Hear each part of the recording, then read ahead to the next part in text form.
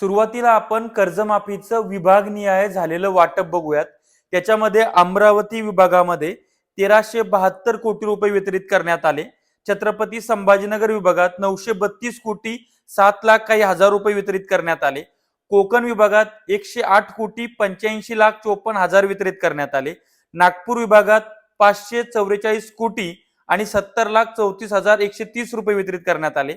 नाशिक विभागात 1209 कोटी काही हजार वितरित करण्यात आले। पुणे विभागात 860 कोटी 96 लाख 73 हजार वितरित करण्यात आले। अशा पद्धतीनं पहिला टप्पा जे 5029 कोटी रुपये आहेत ते महाराष्ट्रातल्या वेगवेगळ्या विभागामध्ये त्या ठिकाणी टाकण्यात आलेले आहेत। परंतु काही प्रश्न निर्माण होतात। जर मुख्यमंत्री सांगतात की 11 लाख शेतकऱ्यांची केवायसी झालेली आहे, तर मग 6,22,000 शेतकऱ्यांच्या खात्यामध्ये 5,030 कोटीच का टाकण्यात आले? 11 लाख शेतकऱ्यांच्या खात्यामध्ये सरसकट पैसे का टाकण्यात आले नाही? दुसरा मुद्दा, आम्ही पहिल्यांदा अशा पद्धतीची कर्जमाफी बघतोय की जिचं घोंगडं सारखं भिजत आहे, सारखं शेतकऱ्याच्या डोक्याला हेडाक लावून ठेवलेला आहे। आम्ही आधीच्या कर्जमाफ्या ज्या बघितल्या त्या धडाधडवाल्या बघितल्या। म्हणजे कसं की सरकारनं कर्जमाफी घोषित केली आहे, इतक्या इतक्या हजार कोटीची कर्जमाफी आहे, इतक्या लाखापर्यंत आहे आणि हे घ्या पैसे बँकांनो, आणि नेक्स्ट डे किंवा 8 दिवसाच्या आत शेतकऱ्यांना नवीन बँक मिळणं सुरू झाल्या होत्या।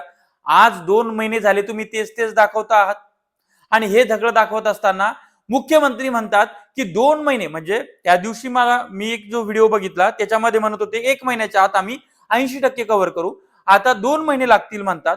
आणि दुसरा एक जुमला मला एक कळत नाही, 56 लाख 56 लाख 56 लाख कशाचे 56 लाख? म्हणजे जिथे 50,000 देतात तिथं पण 2 लाखाची गणती करायची का? 32 लाख शेतकऱ्यांना 2 लाखापर्यंतची कर्जमाफी देत आहे।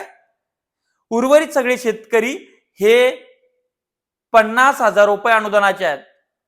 खऱ्या अर्थानं ते 2 लाख रुपये मानाचे लोक आहेत, पण त्यांना तुम्ही 50,000 फेकून मारताय। त्यांचं आंदोलन उभं राहतंय आणि त्यांना सरकारला द्यावं लागेल।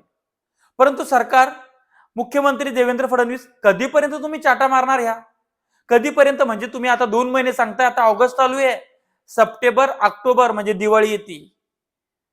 नुसत्याच पोकळ वाफा मानायच्या। आम्ही निवडणुका डोळ्यासमोर ठेवून हे सगळं केलेलं नाही। दिवाळीनंतर निवडणुका आहेत, स्थानिक स्वराज्य संस्थेच्या दिवाळीनंतर निवडणुका आहेत ग्रामपंचायतच्या, आणि तुम्ही काय गप्पा सांगताय? आणि इतर सगळे न्यूज चॅनलवाले पण चालवतात 56 लाख शेतकऱ्यांना कर्जमाफी। कसली 56 लाख? अरे 32 लाख शेतकऱ्यांना कर्जमाफी, इतर लोकांना रेग्युलर वाल्यांना प्रोत्साहन अनुदान आहे। 2018चे लोक त्यातले वगळले आणि पुढे 24-25 ते रेग्युलर वाले ते पण वगळून टाकले आणि मदतल्यांना बेजार करणं लावलं। हे सगळा खेळ आहे।